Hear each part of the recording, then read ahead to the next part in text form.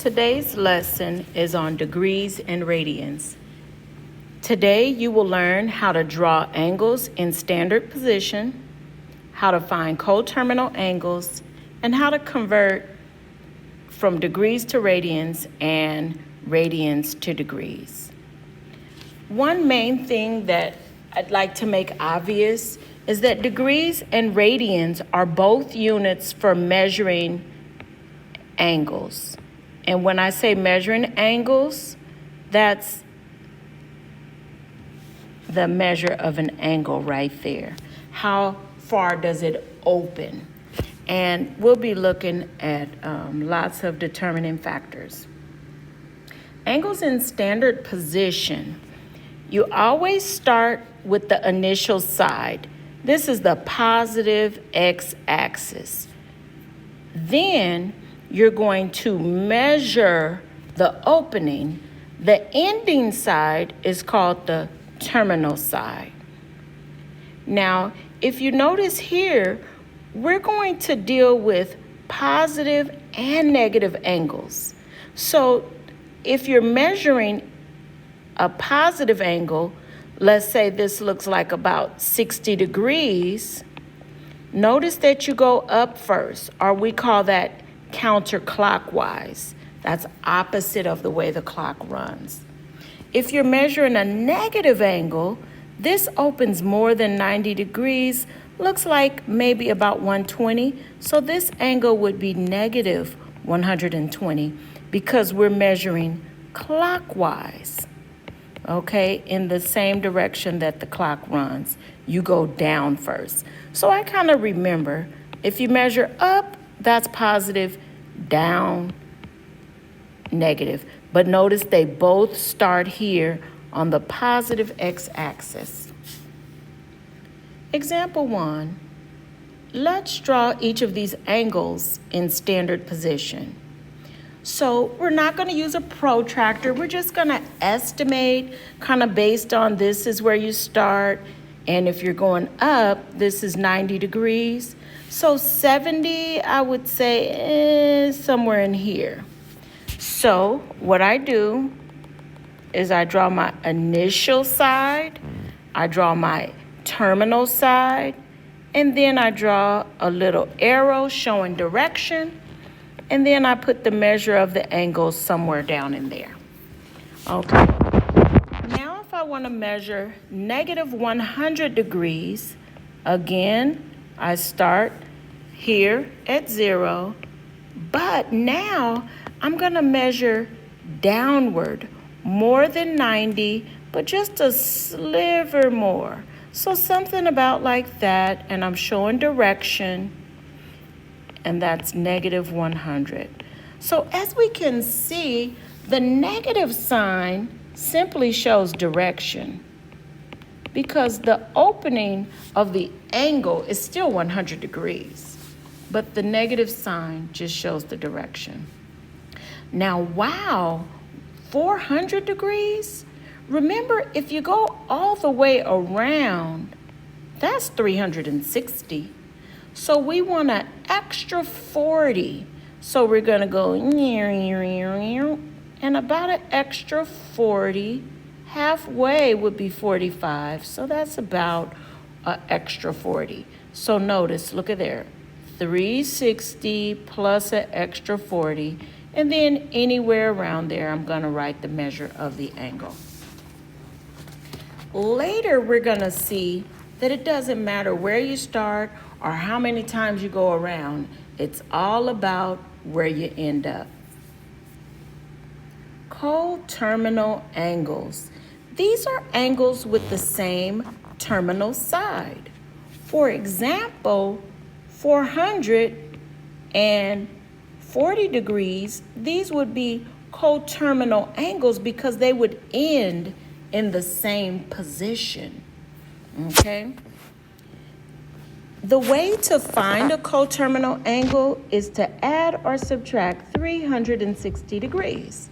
So as you can see here, 400 minus 360 degrees leaves us with 40. So that means these are coterminal. Now, The most desired angles are the angles that fall between 0 and 360. We don't really like negative. We don't really like the angles that go over 360. So we want to try to get them in the correct range. Example 2. Let's find a coterminal angle between 0 and 360 for each of these. So remember, I said that you can add or subtract 360. Well, I need to add in order to get this in the desired range. So now I'm between 0 and 360, and these two angles are coterminal. I'd like to do a quick sketch just so you can see what I mean. Negative 60 would go around here somewhere. Positive 300 would go here, 60 away from all the way around. So notice these end at the same place. That's why we say coterminal, with the same terminal side. Now, 800 degrees, if I subtract 360, that leaves me with 440 degrees. That's still not in the desired range. So I'm going to subtract 360 again, and that leaves me with 80 degrees. So what we can see is that all three of these angles would have the same terminal side. However, this is the desired one that's between 0 and 360. So we have 80 degrees here. But if you were to, that'd be the 440. And if you were to just keep going around another time, boom, you'd be at the 800. So it's just a matter of going around the circle, a full rotation. And that word is going to come into play later. Radians. A radian is a unit for measuring angles, just like degrees. But this is a different way of thinking, okay? Radians comes from the root word, or from the same root of radius. And hopefully you remember what a radius is. A radius starts at the center and it goes all the way to the circle. So a radian, 1 radian, is when the radius equals the arc length. Now, this whole notion of radians is always going to be a little foreign to you. It's just kind of like if I ask one of you how tall you are. If you're from the United States, it's likely that you're going to say how many feet and inches you are. But if you were from another country, you might automatically answer in centimeters, okay? For me, degrees is just the more comfortable unit, even though I understand radians. Now, a radian can also be defined as the arc length divided by the radius. This is a way of measuring the opening by comparing it to the arc length. So, arc length is the length of the edge. If you remember back to geometry, if you start here and you go all the way around, start at 0, you all the way around, that's 360 degrees. But what would be the circumference if you went all the way around a circle? All the way around a circle is the circumference, and I'd like for you to recall that the circumference is 2 pi r. So according to this definition, the arc length all the way around for 360, if we divide that circumference by the radius, we get 2 pi. So what we're saying is that 360 degrees equals 2 pi radians, okay? And I use RAD to abbreviate for radians.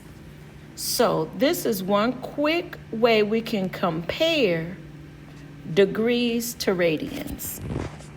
Now we can use our knowledge of fractions. If we go halfway of the circle, that's 180 degrees. But for radians, we say, if we go all the way around, that's 2 pi radians. So if we go halfway around, that would be pi radians. Okay, and again, this is a little foreign and it's gonna take time for you to get comfortable with it. So don't push yourself too fast. We can again use our knowledge of fractions, and in a moment, I'll show you how to use dimensional analysis. We know that every right angle is 90 degrees, so 90 and 90 is 180, and another 90 is 270, and another 90 is 360.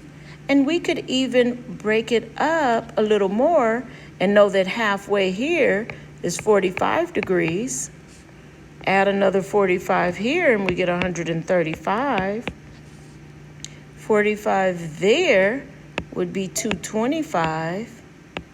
And 45 here would be 315. And another 45, 360. Now we can do the same thing over here. If all the way around is 2 pi, halfway is pi, half of that, and we don't use decimals, we don't use mixed numbers, we use improper fractions here. We would say up here would be pi over 2, instead of saying a half pi, even though numerically it's the same thing. Now here, this would be, you might think 1.5 pi, but let's say 3 pi over 2. That's the mathematician's way. Now, if we were to break this up again, halfway between 0 and a half would be a quarter, or we say pi over 4. Okay, now I want to take you back to the degrees. We've divided the entire circle into 8 parts, okay? Or you can say we've divided each quadrant in half, or you could say half of the circle is divided in 4 parts. We can use our knowledge of fractions and it'll do a lot for us. 1 pi is not the entire circle, it's only half. So if I cut this half into quarters, this would be 1 quarter, 2 quarters, and 3 quarters. Okay, and we could go on and on, dividing up our special angles.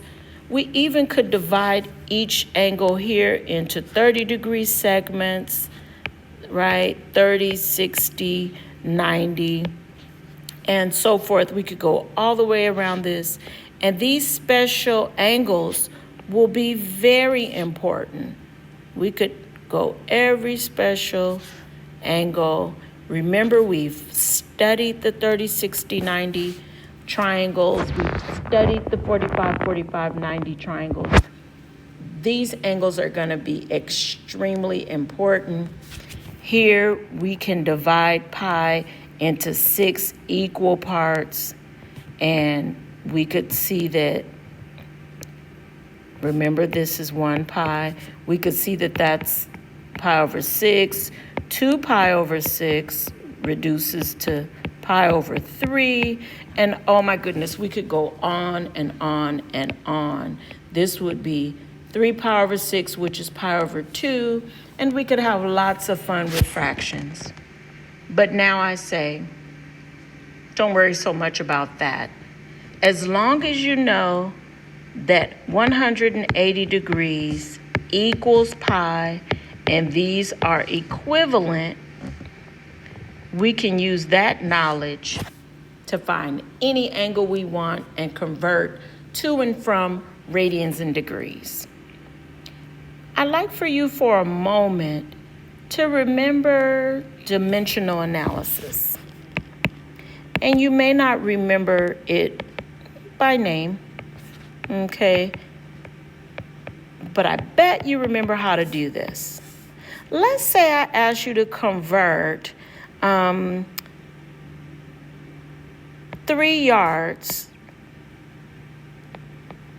into inches. Okay? Here's the technique that you may have learned somewhere along the way, where you take 3 yards and you say, okay, I'm going to just multiply that by 1. And the magic 1 that we use is when the numerator and denominator are equivalent. So we want the units to get smaller. So let me say 1 yard is equal to 3 feet. Notice that I put the yards on the bottom so that they'll cancel out. Now I want to cancel the feet out, and so I need something equivalent on the top and bottom, so I can say 1 foot equals 12 inches. So the feet cancel, and now I've turned yards into inches by canceling out the units. Or maybe you could think of it as changing the dimension. So now all I have left are inches, and that's 3 times 3 is 9. And times 12 is 108 inches. So that's dimensional analysis. When we do it with degrees and radians, it's going to be even easier than that, because the magic 1 that we'll use, the magic 1 will either be 180 degrees over pi radians, or pi radians over 180 degrees. It depends on what we're trying to cancel out. Okay, so all the other stuff, very important, but there's just a few things that we can just use these 2 magic 1s, and that'll get us anything we want.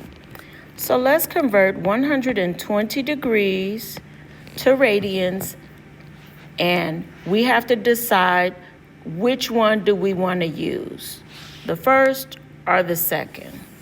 Well, we want to cancel degrees, so we're going to put degrees in the denominator and radians on top.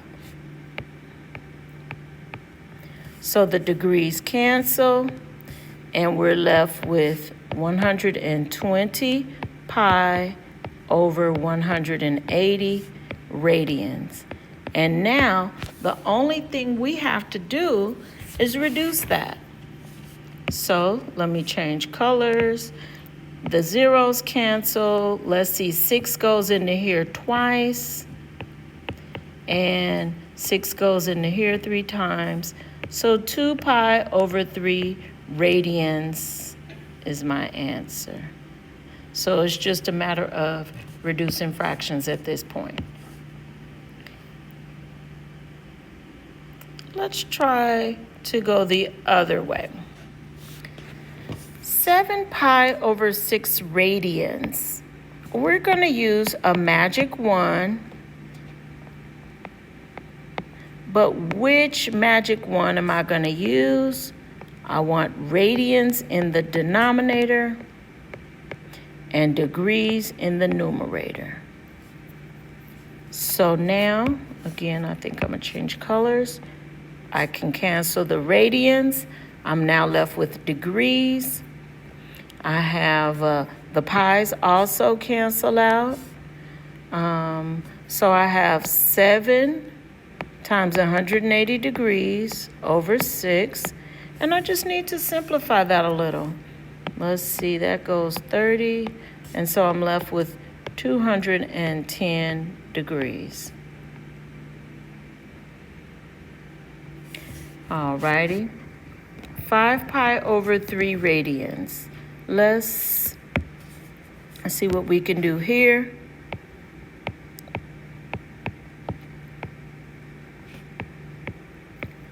Multiplying by the magic 1, radians in the denominator. And I promise you, you'll get really good and really fast at this, where it won't be quite as much work. The radians cancel, The pi's cancel. 3 goes into 180 60 times. And 5 times 60, I have 300 degrees. And feel free to use a calculator. Might help you feel a little more comfortable. Also, I'd like to show you a couple of shortcuts that I use. I've memorized a few facts. I know that 2 pi equals 360. I know that pi equals 180. And I've memorized that pi over 2 is 90.